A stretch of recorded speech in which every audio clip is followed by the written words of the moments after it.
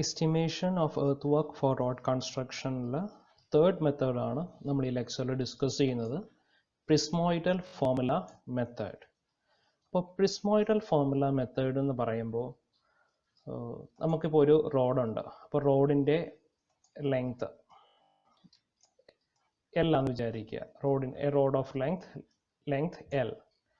ഈ റോഡിനെ നമ്മൾ different sections ആയിട്ട് ഡിവൈഡ് ചെയ്തിട്ടാണ് എർത്ത് വർക്കിൻ്റെ ക്വാണ്ടിറ്റി കാൽക്കുലേറ്റ് ചെയ്യുന്നത്. ഫോർ എക്സാമ്പിൾ ഇതിനെ ഞാൻ രണ്ട് സെക്ഷനായിട്ട് ഡിവൈഡ് ചെയ്തു. രണ്ട് സെക്ഷൻ, മൂന്ന് പാർട്ട്, 1, 2, 3 and 3 പാർട്സ് ആയിട്ട് ഡിവൈഡ് ചെയ്തു. അപ്പോൾ 3 പാർട്സ് ആയിട്ട് ഡിവൈഡ് ചെയ്തിട്ട് എന്ത് ചെയ്തു, 3 പാർട്ടിൻ്റെയും ഏരിയാസ് കാൽക്കുലേറ്റ് ചെയ്തു. അപ്പോൾ ഇത് ഏരിയ A1, ഇത് ഏരിയ A2 ആൻഡ് ഇത് ഏരിയ, നടുക്കത്തത് area, middle portion area AM. So നമ്മൾ നേരത്തെ ചെയ്ത കണക്ക് തന്നെ ഇവിടെ 3 പാർട്ടേ ഉള്ളെന്ന് വിചാരിക്കുക. അപ്പോൾ A1 ഫസ്റ്റ് പാർട്ടിൻ്റെ ഏരിയ, A2 ലാസ്റ്റ് പാർട്ടിൻ്റെ ഏരിയ, AM സെൻട്രൽ പാർട്ടിൻ്റെ ഏരിയ. അപ്പം അങ്ങനെയാണെങ്കിൽ നമുക്ക് ക്വാണ്ടിറ്റി, എർത്ത് വർക്കിൻ്റെ ക്വാണ്ടിറ്റി കാൽക്കുലേറ്റ് ചെയ്യാനുള്ള ഇക്വേഷൻ ആണ് L/6. So where L is total length of road. അല്ലെങ്കിൽ നമുക്ക് എത്ര ലെങ്തിൻ്റെ ക്വാണ്ടിറ്റി കാൽക്കുലേറ്റ് ചെയ്യണം, L divided by 6 into A1. A1 എന്ന് പറയുമ്പോൾ ഫസ്റ്റ് പോർഷൻ, പ്ലസ് A2 എന്ന് പറയുമ്പോൾ last portion, plus 4 into AM. AM എന്ന് പറയുമ്പോൾ മിഡിൽ പോർഷൻ. അപ്പോൾ നമുക്ക് 3 പാർട്ടായിട്ടാണ് ഗീവൺ റോഡിനെ സ്പ്ലിറ്റ് ചെയ്തിരിക്കുന്നത് എങ്കിൽ, അല്ലെങ്കിൽ നമുക്ക് എത്ര സ്റ്റേഷൻസ് വരും? ഇവിടെ ഒരു station 1, station 2, station 3 and station 4. അപ്പോൾ ഫസ്റ്റ് സ്റ്റേഷൻ, ഇവിടെ സെക്കൻഡ് സ്റ്റേഷൻ വരും, ഇവിടെ തേർഡ് സ്റ്റേഷൻ വരും, ഇവിടെ ഫോർത്ത് സ്റ്റേഷൻ വരും. അങ്ങനെ 4 സ്റ്റേഷൻ ആണെങ്കിൽ നമുക്ക് എത്രയായിട്ട് ഡിവൈഡ് ചെയ്യാം? 3 പാർട്ടായിട്ട് ഡിവൈഡ് ചെയ്യാം. അങ്ങനെയാണ് നമുക്ക് തന്നിരിക്കുന്ന ക്വസ്റ്റ്യൻ എങ്കിൽ പ്രിസ്മോയിഡൽ ഫോർമുല വെച്ച് quantity of earth work calculate ചെയ്യുന്ന ഇക്വേഷൻ ആണ് L/6 into A1 plus A2 plus 4 into AM. ഇനി നമുക്ക് എപ്പോഴും ഇത് കണക്ക് തന്നെ 4 സ്റ്റേഷൻസോ അല്ലെങ്കിൽ 3 പാർട്സോ ആയിരിക്കില്ല.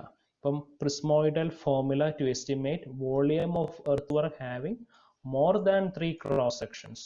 ഇപ്പോൾ മോർ ദാൻ 3 ക്രോസ് സെക്ഷൻ അല്ലെങ്കിൽ മോർ ദാൻ 4 സ്റ്റേഷൻസ് ഒക്കെ ആണെങ്കിൽ നമുക്ക് പ്രിസ്മോയിഡൽ ഫോർമുല അനുസരിച്ചിട്ടുള്ള ഇക്വേഷൻ ആണ് L/3 into A1 plus A2. A1 എന്ന് പറയുമ്പം ആ ഫസ്റ്റ് സെക്ഷൻ്റെ ഏരിയയും A2 എന്ന് പറയുമ്പോൾ ലാസ്റ്റ് സെക്ഷൻ്റെ ഏരിയയും ആയിരിക്കും, plus 4 into sum of even areas plus 2 into sum of odd areas. അപ്പോൾ ഇതാണ് ഇക്വേഷൻ. അപ്പോൾ മോർ ദാൻ 3 പാർട്സ് അല്ലെങ്കിൽ മോർ ദാൻ 3 ക്രോസ് സെക്ഷൻസ് ആണ് ഉള്ളതെങ്കിൽ പ്രിസ്മോയിഡൽ ഫോർമുല അനുസരിച്ച് ക്വാണ്ടിറ്റി കാൽക്കുലേറ്റ് ചെയ്യുന്ന ഇക്വേഷൻ ആണ് L/3 into A1 plus A2 plus 4 into sum of even areas plus 2 into sum of odd areas. So ഇതാണ് important. നമുക്ക് എപ്പോഴും 3 cross section ആയിരിക്കണമെന്നില്ല, മോർ ദാൻ 3 ക്രോസ് സെക്ഷൻസ് ആയിരിക്കും എപ്പോഴും ഉണ്ടാകുന്നത്. അപ്പോൾ നമുക്കൊരു പ്രോബ്ലം ചെയ്ത് നോക്കാം. അപ്പോൾ നമ്മൾ നേരത്തെ 2 മെത്തേഡിലും ചെയ്ത അതേ ക്വസ്റ്റ്യൻ തന്നെയാണ് പ്രിസ്മോയിഡൽ ഫോർമുലയിലും ഒന്ന് ചെയ്ത് നോക്കാൻ പോകുന്നത്. So question: estimate the quantity of earthwork for an embankment 120 meter long and 8 meter wide at crust whose side slope is 2:1.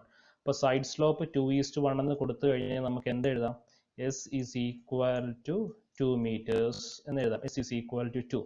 The central height from 0 at every 30 meter interval are 0.6, 1.2, 1.62 and 1.3 meters. Calculate the earthwork using midsection alla prismoidal formula method.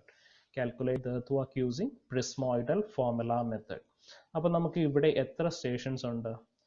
First station, second, third, 4, 5. അപ്പോൾ നമുക്ക് ഏതാ രണ്ടാമത്തെ prismoidal ഇക്വേഷനെ use ചെയ്യാൻ പറ്റുള്ളൂ. അപ്പോൾ എന്ത് ചെയ്യണം? നമുക്ക് ഇവിടെ ഏരിയാസ് കാൽക്കുലേറ്റ് ചെയ്യണം. എത്ര ഏരിയ വരും? 5 ഏരിയാസ് വരും. അപ്പോൾ 1, 2, 3, 4 and 5. അപ്പോൾ 5 സ്റ്റേഷൻ പോയിന്റ്സ് ഉണ്ട്. അപ്പോൾ 5 ഏരിയാസ് നമ്മൾ കാൽക്കുലേറ്റ് ചെയ്യണം. അപ്പോൾ നമുക്ക് ടാബുലർ കോളം വരയ്ക്കാം. സോ ടാബുലർ കോളം ഒക്കെ കഴിഞ്ഞ മെത്തേഡിൽ ചെയ്ത് അതേ കണക്ക് തന്നെ ടാബുലർ കോളം വരച്ച് ടോട്ടൽ സെക്ഷണൽ ഏരിയ കാൽക്കുലേറ്റ് ചെയ്യാം. സോ മീൻ സെക്ഷണൽ ഏരിയ മെത്തേഡിൽ ചെയ്ത പോലെ തന്നെ ടോട്ടൽ സെക്ഷണൽ ഏരിയ വരെയുള്ള ടാബുലർ കോളം അതേ കണക്ക് തന്നെ വരയ്ക്കുക. അപ്പോൾ first tabular column station or chainage, അപ്പോൾ നമുക്ക് 5 സ്റ്റേഷൻസ് ആയിരുന്നു ഉണ്ടായിരുന്നത്. A B C D E എന്ന 5 പേര് കൊടുത്തു. നമുക്ക് ഇഷ്ടമുള്ള രീതി കൊടുക്കാം. അല്ലെങ്കിൽ ചെയിനേജ് ആണെങ്കിൽ 0 metre chainage, 1 metre chainage, 0 metre chainage, 1 metre chainage, അങ്ങനെ അല്ലെങ്കിൽ അങ്ങനെ വേണമെങ്കിൽ എഴുതാം. നമുക്ക് ഇഷ്ടമുള്ള രീതിയിൽ അവിടെ പേര് കൊടുക്കാം. ഇവിടെ ഞാൻ A B C D E എന്നാണ് പേര് കൊടുത്തിരിക്കുന്നത്. ഇനി ഡെപ്ത് ക്വസ്റ്റ്യനിൽ കൊടുത്തിട്ടുണ്ടായിരുന്നു 0.6, 1.2, 1.62 ആൻഡ് 1.3. അപ്പോൾ ഡെപ്ത് മാർക്ക് ചെയ്യുക. ഇനി അടുത്തത് ഏരിയ ഓഫ് സെൻട്രൽ പോർഷൻ. അപ്പോൾ ഏരിയ കാൽക്കുലേറ്റ് ചെയ്യാൻ എന്താ ചെയ്യേണ്ടത്? നമുക്ക് ബ്രെഡ്ത്ത് ഉണ്ട്, ഡെപ്ത് എത്രയാണ്? ഡെപ്ത് 0.8, ബ്രെഡ്ത്ത് എത്രയാണ് കൊടുത്തിരുന്നത്? 8 മീറ്റേഴ്സ് എന്ന് ക്വസ്റ്റ്യനിൽ കൊടുത്തിട്ടുണ്ട്. അപ്പോൾ ഈ എല്ലാ വാല്യൂസിൻ്റെ കൂടെയും 8 മൾട്ടിപ്ലൈ ചെയ്യുക. അപ്പോൾ 8 മൾട്ടിപ്ലൈ ചെയ്യുമ്പോൾ കിട്ടുന്ന വാല്യൂസ് ആണ് area of central portion. So 0.6 into 8, 4.8, 1.2 into 8, 9.6, 1.6 into 8, 12.2, 2 into 8, 16, 1.3 into 8, 10.4. അപ്പോൾ area of central portion calculate ചെയ്തു. ഇനി അടുത്ത കാൽക്കുലേറ്റ് ചെയ്യേണ്ടതാണ് ഏരിയ ഓഫ് സൈഡ്സ് ആണ്. ഏരിയ ഓഫ് സൈഡ്സ് കാൽക്കുലേറ്റ് ചെയ്യാൻ S into d square. എസിൻ്റെ വാല്യൂ 2 meters ആണ്. S is equal to 2. അതെങ്ങനെ കിട്ടി? നമുക്ക് സൈഡ് സ്ലോപ്സ് കൊടുത്തിരുന്നത് എത്രയായിരുന്നു? 2:1 എന്നാണ് കൊടുത്തിരുന്നത്.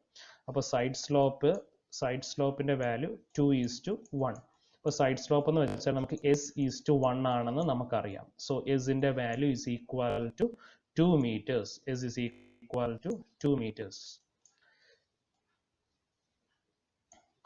സോ നമുക്ക് എസിൻ്റെ വാല്യൂ 2 സബ്സ്റ്റിറ്റ്യൂട്ട് ചെയ്യുക, പിന്നെ d സ്ക്വയർ. അപ്പോൾ 0.6 square into 2 is equal to 0.72. 1.2 the whole square into 2. അപ്പോൾ s into d square. s ന്റെ വാല്യൂ ആണ് 2, d square 1.2 the whole square into 2, 2.88.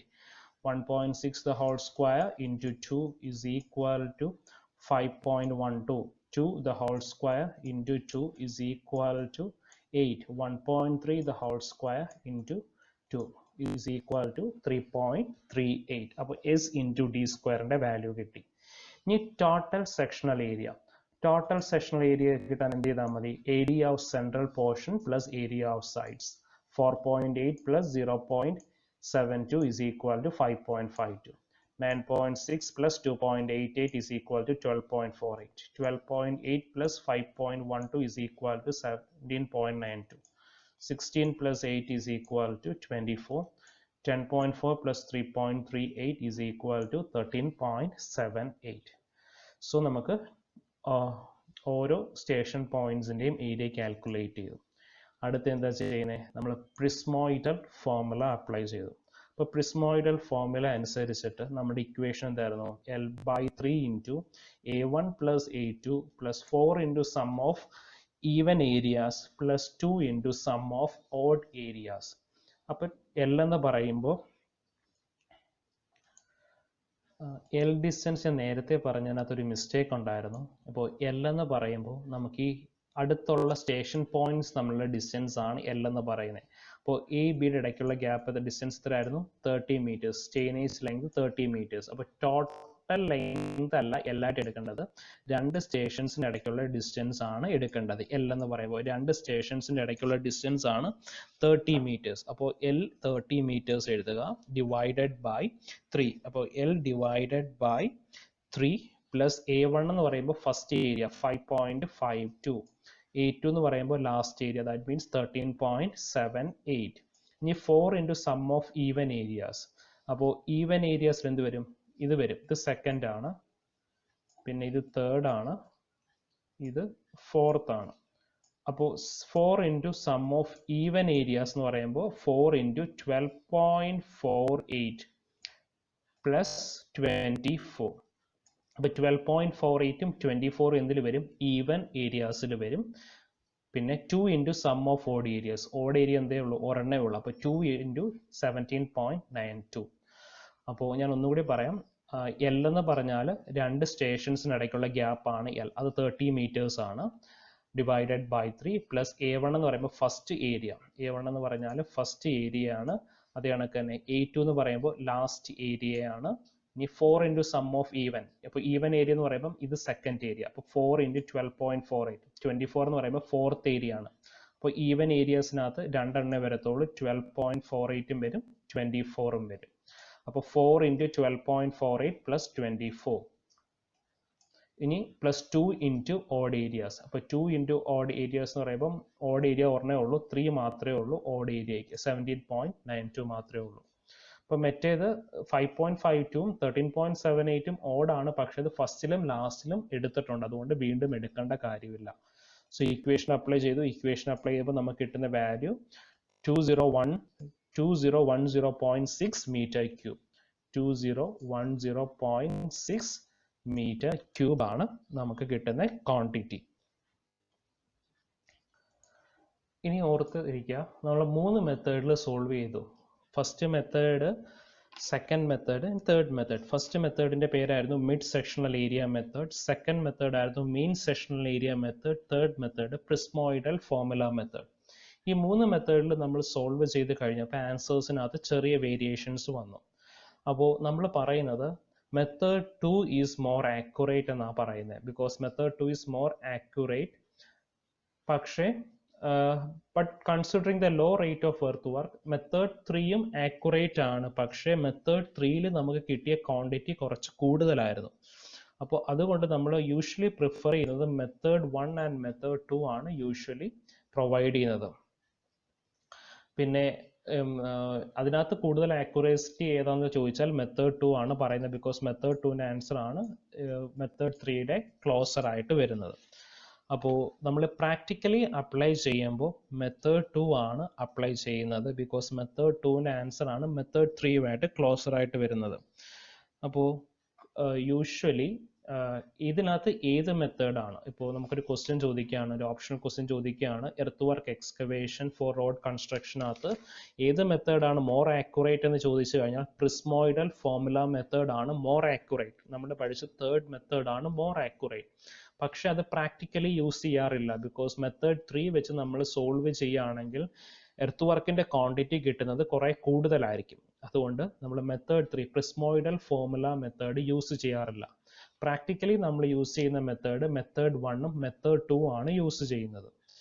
ഇതിനകത്ത് മെത്തേഡ് 2 ആണ് യൂഷ്വലി പ്രിഫർ ചെയ്യുന്നത്. ബിക്കോസ് മെത്തേഡ് 2ലാണ് നമ്മുടെ വാല്യൂസ്, മെത്തേഡ് 3യുടെ ക്ലോസർ ആയിട്ട് വരുന്ന വാല്യൂസ് മെത്തേഡ് 2 ആയതുകൊണ്ട് മെത്തേഡ് 2 ആണ് യൂഷ്വലി അഡോപ്റ്റ് ചെയ്യുന്നത്.